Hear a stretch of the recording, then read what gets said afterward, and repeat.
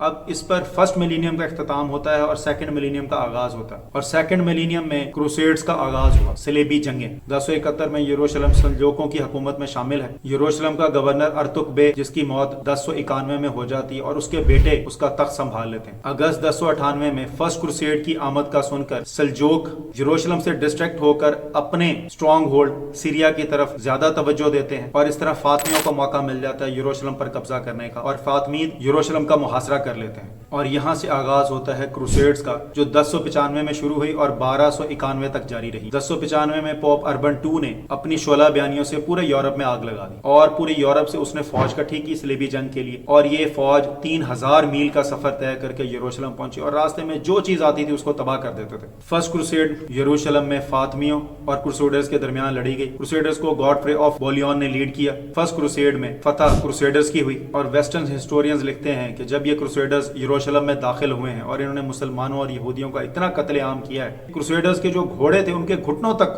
خون بہہ رہا تھا، اور کسی مسلمان عورت، بچے، بوڑھے کو، جوان کو انہوں نے نہیں چھوڑا، اتنا شدید خون بہا۔ گاڈفرے آف بولیون 22 جولائی 1099 کو یروشلم کے بادشاہ بنے، اور 1100 میں ان کی وفات ہو گئی، اور نائٹس نے گاڈفرے آف بولیون کے بھائی بیلڈون I کو بادشاہ بنایا۔ بیلڈون I کی وفات 1118 میں ہوئی، اور اس کی وفات کے بعد بیلڈون II بادشاہ بنا، جس کی وفات 1131 میں ہوئی، اور فلک نیا بادشاہ بنا، جس کی وفات 1143 میں ہوئی، اور اس کے بعد بیلڈون III صرف 13 سال کی عمر میں یروشلم کا بادشاہ بنا۔ بیلڈون III کی ڈیتھ 1163 میں ہوئی، اور اس کے بعد امارلک جو ہے وہ بادشاہ بن گیا۔ امارلک کی ڈیتھ ہوتی ہے 1174 میں، اور اس کے بعد یروشلم کا سب سے مشہور بادشاہ بیلڈون IV، جس کو لیپر کنگ بھی کہتے ہیں، وہ بادشاہ بنا۔ اس کو لیپروسی کی بیماری تھی، اور وقت کے ساتھ ساتھ بیماری بڑھنے کی وجہ سے آہستہ آہستہ اس کے ہاتھ کام کرنا چھوڑ گئے تھے، اس کے چہرہ خراب ہو چکا تھا، اور اس کی بینائی بھی جا چکی تھی، اور آخری سالوں میں اس کا بھتیجا بیلڈون V 1183 سے 1185 تک اس کے ساتھ ایز اے کو رولر کام کرتا ہے، اور اس نے 1185 سے 1186 تک ایز اے سنگر رولر بھی کام کیا۔ 1186 میں کنگڈم آف یروشلم کی حکومت گائے آف لوزینان اور اس کی وائف سبیلا کے ہاتھ میں چلی گئی، اور اب یہ سال ہے 1187، اور ذکر آتا ہے ہمارے سلطان صلاح الدین ایوبی رحمۃ اللہ علیہ کا، جو بیٹل آف حتین میں کروسیڈرز کو شکست دے چکے ہیں۔ یروشلم کا بادشاہ گائے آف لوزینان اور اس کے ٹاپ کمانڈرز اس وقت سلطان کی قید میں ہیں، اور رینلڈ آف چیٹلون کا سر سلطان نے خود اپنے ہاتھوں سے قلم کیا۔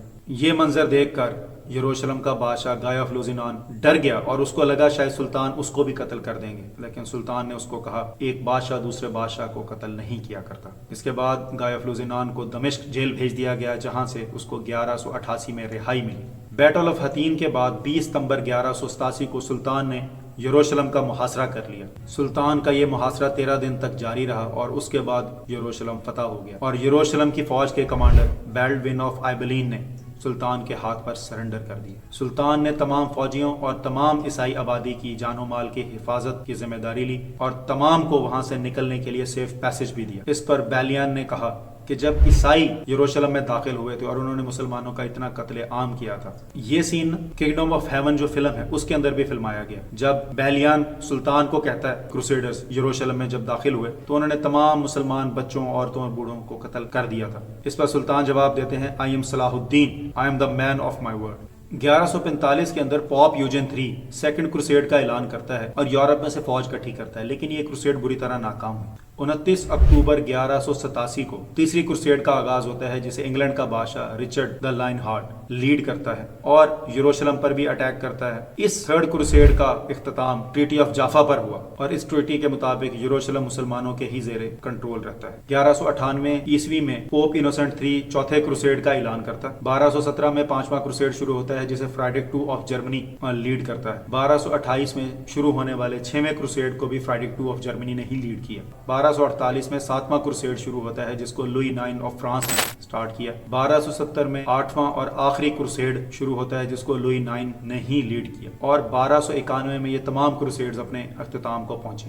ففتھ کروسیڈ کے ٹائم پہ 1219 میں ایوبی گورنر شریف الدین معظم یروشلم کی تمام دیواریں گرانے کا حکم دے دیتا ہے، اس ڈر سے کہ کہیں شہر کروسیڈرز کے ہاتھ میں نہ چلا جائے اور بعد میں وہ اس کو فورٹیفائی کر لیں، اس ڈر سے وہ تمام دیواریں گرا دیتا ہے۔ 1229 میں ایوبی سلطان الکامل کے ساتھ ایک معاہدے کی وجہ سے یروشلم فرائیڈے 2 کے ہاتھ میں چلا جاتا ہے. یہ وہی فرائیڈے 2 جس کا میں نے آپ کو بتایا اس نے 5ویں کروسیڈ سٹارٹ کی تھی. فرائیڈے 2 10 سالہ معاہدہ کرتا ہے الکامل کے ساتھ کہ 10 سال تک کوئی دیواریں تعمیر نہیں کی جائیں. 1239 میں جیسے ہی معاہدہ کا وقت ختم ہو تو فرائیڈے 2 نے شہر کی فورٹیفیکیشن کے لیے دوبارہ دیواریں بنانا شروع کر دی جسے کرک کے امیر الناصر داؤد نے گروا دیا. 1243 میں کرسچنز یروشلم کے اندر دوبارہ اسٹرانگ ہو جاتے ہیں اور وہ شہر کی دیواروں کو تعمیر کر دیتے ہیں. 1244 میں یروشلم پر خوارزمی سلطنت کا قبضہ ہو جاتا ہے لیکن وہ زیادہ عرصہ چلتا نہیں قبضہ. 1247 کے اندر ایوبی سلطنت دوبارہ اس شہر پر اپنا قبضہ کر لیتی. 1250 کے آس پاس ایوبی سلطنت جب کمزور پڑنے لگتی ہے تو یہاں ایک نئی سلطنت ابھر کے سامنے آتی ہے جو مملوک سلطنت کہلاتی ہے. 1260 میں یروشلم پر مملوک سلطنت کا قبضہ ہو جاتا ہے جو 1516 تک قائم رہا. مملوک سلطنت کے زیر انتظام یروشلم کی بہت ڈیولپمنٹ ہوئی. یہاں پر ہسپتال، لائبریریاں، مدارس، مساجد اور بے پناہ انفراسٹرکچر تعمیر کیا گیا. مملوک سلطنت کے زیر انتظام یہودیوں کو بھی اپنی عبادت گاہوں میں آنے کی اجازت تھی. 1267 میں ایک یہودی پریس نے یہاں کا سفر کیا اور اس نے یہاں پہ ایک سینیگوگ تعمیر کروایا جو آج بھی اس کے نام سے منسوب ہے. اس کو ریمبن سینیگوگ کہتے ہیں اور یہ آج بھی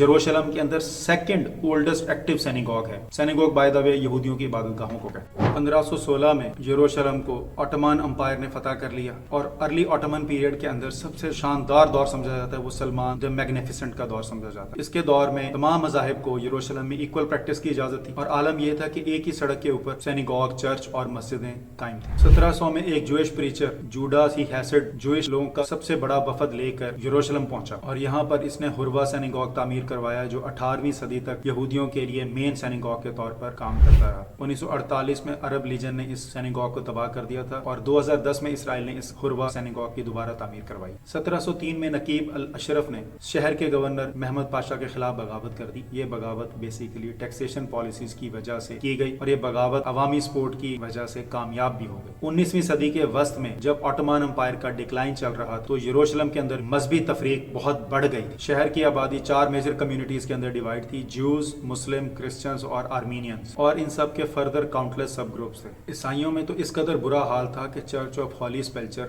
Greek orthodox, Catholics, Coptics, Armenians اور ایتھوپینز کے درمیان پٹا ہوا تھا اور ہر کسی نے اس میں اپنا اپنا چرچ تعمیر کر رکھا تھا. تقسیم کی شدت اتنی زیادہ تھی کہ اس چرچ کے دروازوں کی چابیاں مسلم فیملیز جو نیوٹرل رول پلے کرتی تھیں ان کے پاس رکھوائی جاتی تھی تاکہ کوئی چرچ پر قبضہ نہ کر. 1860 میں اس 1 اسکوائر کلومیٹر کے اولڈ یروشلم کی آبادی بہت بڑھ گئی تھی اور شہر اوور کراؤڈڈ تھا اور پھر اولڈ یروشلم کی دیواروں کے باہر تعمیرات شروع ہوئی. جب آٹومانز یورپ میں کمزور ہو رہے تھے تو یورپ میں یہودی مضبوط ہو رہے تھے اور یورپ میں پاپ کے خلاف بغاوت بھی ہو چکی تھی اور اس بغاوت میں پہل انگلینڈ نے کی تھی اور انگلینڈ یورپ کی فرسٹ پروٹیسٹنٹ کنگڈم کے طور پر سامنے آیا اور انگلینڈ نے پاپ سے بغاوت کر کے چرچ آف انگلینڈ علیحدہ تعمیر کر لیا تھا اور اسی چرچ آف انگلینڈ کے ذریعے سود کے کاروبار کی اجازت دے دی گئی تھی کیونکہ جو عیسائیت تھی اس میں پہلے سود جائز نہیں تھا. تو چرچ آف انگلینڈ پہلا تھا جس نے سود کی اجازت دے دی اور انگلینڈ کے وائٹ اینگلو سیکسن پروٹیسٹنٹ ویسپ انہوں نے بھی اس قدم کو بہت سپورٹ کیا اور چرچ آف انگلینڈ کے سود کی اجازت دینے سے انگلینڈ میں جو اس کا اثر آیا وہ یہ کہ بہت بڑی بڑی بینکر فیملی سامنے آئیں جنہوں نے سود کا کاروبار شروع کیا پورے یورپ میں. بڑے بڑے ہاؤسز بنے،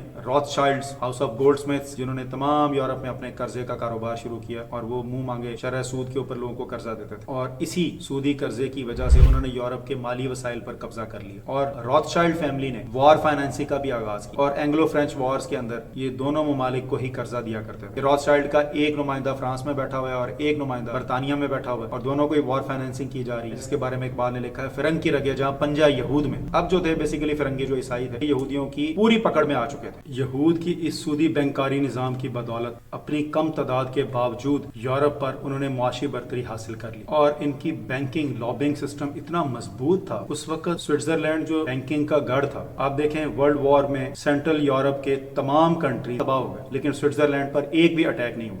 1905 سے 7 تک اقبال انگلستان اور جرمنی کے دورے پر جب گئے تو یہ سب دیکھ کے تو اقبال نے کہا تھا ای ملو کی فکر چالاک یہود کے بینکاری نظام جو ہے یہ تو یہودیوں کے چالاک ذہن کی سازش ہے. یورپ میں یہودی جتنے طاقتور ہو گئے تھے عثمانی ترک اتنے ہی کمزور ہو گئے تھے. عثمانی ترکوں کو یورپ کا مرد بیمار کہا جانے لگا. عثمانی ترکوں نے بھی یہودی بینکر سے بہت سے قرضے لے رکھے تھے لیکن اس کے باوجود ان کی امپائر کا زوال بدستور جاری تھا. خلیفہ عبد الحمید ثانی کو یہودی بینکرز نے بہت آفر کی کہ آپ ہمیں پیلسٹائن کے اندر مستقل رہائش کی اجازت दे दें, हम आपके तमाम कर्जे उतार देते हैं। लेकिन खलीफा अब्दुल हमीद सानी ने यह कहकर साफ इनकार कर दिया कि मैं हजरत उमर रज़ियल्लाहु अन्हु के मुआहदे की पासदारी करूंगा। 1870 के आसपास ज़ायनिज़्म की बातें होना शुरू हो चुकी थी। हुवेवी ज़ायन के नाम से, जिनको लवर्स ऑफ ज़ायन कहा जाता है, उन्होंने ज़ायनिज़्म की मूवमेंट स्टार्ट कर रखी थी, जिसने अभी बाकायदा शक्ल इख्तियार नहीं की थी। इस मूवमेंट को बाकायदा तकवीत तब मिली जब 1897 में एक osteo Hungarian Jewish Theodore Herzl ने इसके प्रोटोकॉल्स लिखे, जिनको प्रोटोकॉल्स ऑफ द ज़ायनिज़्म कहा जाता है। आज की तारीख में भी थियोडोर हर्जल को फादर ऑफ मॉडर्न पॉलिटिकल ज़ायनिज़्म कहते हैं। 29 अगस्त 1897 को फर्स्ट ज़ायनिस्ट कांग्रेस का इनेकाद बेसल स्विट्जरलैंड में हुआ। इस कांग्रेस को चेयर थियोडोर हर्जल ने किया। इस कांग्रेस ने ज़ायनिस्ट प्लेटफॉर्म को फॉर्मुलेट किया, जिसको बेसल प्रोग्राम भी कहा जाता है। इस कांग्रेस में 208 डेलीगेट्स ने शिरकत की और 26 सहाफियों ने इसको कवर किया। इस कांग्रेस में ज़ायनिस्ट ऑर्गेनाइजेशन का बाकायदा आगाज किया गया, जिसके पहले सदर थियोडोर हर्जल मुंतखब हुए। इस कांग्रेस ने हतिकवा को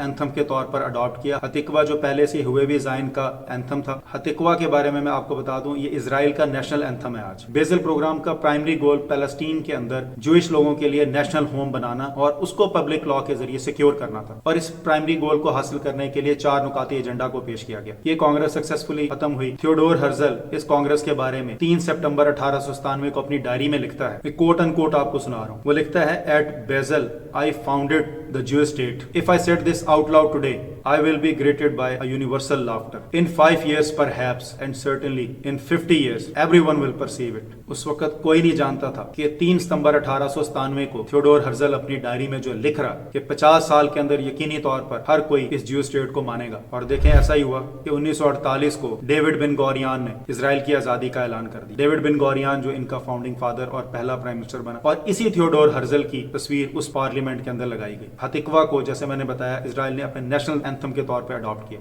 ज़ायनिस्ट ने बेसल प्रोग्राम में ये डिसाइड कर लिया था कि हमने पैलेस्टाइन में, जिसको अपना वो प्रॉमिस लैंड समझते हैं, उसमें एक ज्यूइश स्टेट को कायम करना है, और तुर्क इसकी इजाजत देने के लिए तैयार नहीं थे। तो उन्होंने ये डिसाइड किया कि उस्मानी खिलाफत, जो पहले ही शदीद जवाल का शिकार है, उसी को खत्म कर दिया जाए। और उसके लिए इन्होंने इस्तेमाल किया एक फ्री मेसन मुस्तफा कमाल पाशा को, जिसने वर्ल्ड वॉर 1 में गैलीपोली का महाज फतह किया था। इसने यंग टर्क्स की मूवमेंट स्टार्ट की और सेकुलर तुर्की की बुनियाद रखी और खिलाफत को अबॉलिश कर दिया। और इकबाल ने इसके बारे में लिखा था, चाक कर दी तुर्के नादा ने खिलाफत की किबाह, सादगी अपनों की देख औरों की अय्यारी भी देख।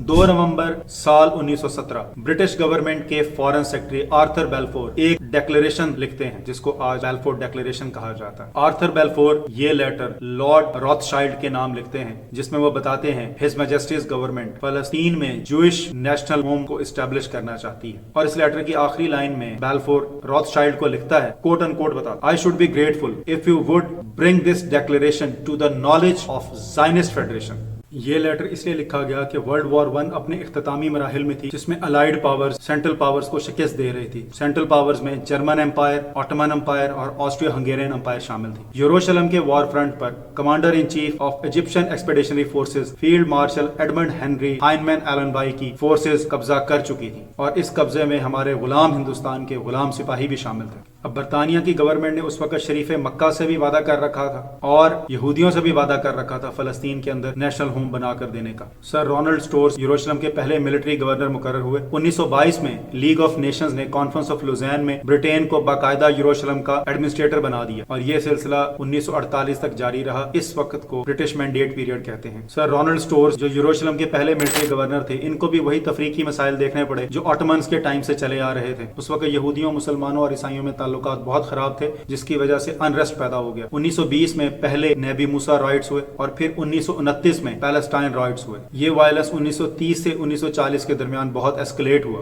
इस वायलेंस को देखते हुए ब्रिटेन ने सोचा कि अगर इसको हम 1 स्टेट बना दें जिसमें मुसलमान और यहूदी दोनों रहे, जो ज़ायनिस्ट मूवमेंट को बिल्कुल पसंद नहीं आया। ज़ायनिस्ट मूवमेंट जो उस वक्त तक बहुत स्ट्रॉन्ग हो चुकी थी मिलिटरीली, उन्होंने ब्रिटेन और अरबों दोनों के खिलाफ ही कार्रवाइयां शुरू कर दी। जुलाई 1946 में आयरगन, एक ज़ायनिस्ट मिलिटेंट ग्रुप, उसने किंग डेविड होटल को उड़ा दी, जिसमें ब्रिटिश फोर्सेस भी मौजूद थी। इसके नतीजे में 91 आम शहरियों की भी हलाकत हुई। ब्रिटिश मैंडेट पीरियड के अंदर ज्यूज पूरी दुनिया से माइग्रेट होकर पैलेस्टाइन के इलाकों में आ रहे थे, और ये ज्यूइश फैमिलीज यरूशलेम और तल अवीव में आकर सेटल होना शुरू हो गई। ज़ायनिस्ट मूवमेंट क्योंकि एक बैंकर्स की मूवमेंट थी, इनके पास पैसे की कमी तो थी नहीं, तो इन्होंने फलस्तीन में आकर कसीर रकूम देकर जमीनें खरीदना शुरू कर दी। यूरोप में दूसरी जंग अजीम का आगाज 1939 में हुआ। इस जंग अजीम के अंदर बहुत से लोग कत्ल हुए, और स्पेशली जो यहूदियों یہودیوں کی پرسیکیشن ہوئی ہے ہولوکاسٹ میں، اس کا فائدہ ان کو یہ ہوا ورلڈ وار 2 کے بعد کہ نیولی فارمڈ یونائٹڈ نیشنز نے ایک ریزولوشن 181 پاس کیا، جس میں یونائٹڈ نیشن نے پارٹیشن پلان آف پیلسٹائن کو 2/3 میجورٹی کے ساتھ اپروو کر دیا اور یروشلم کو انٹرنیشنل کنٹرول میں دے دیا۔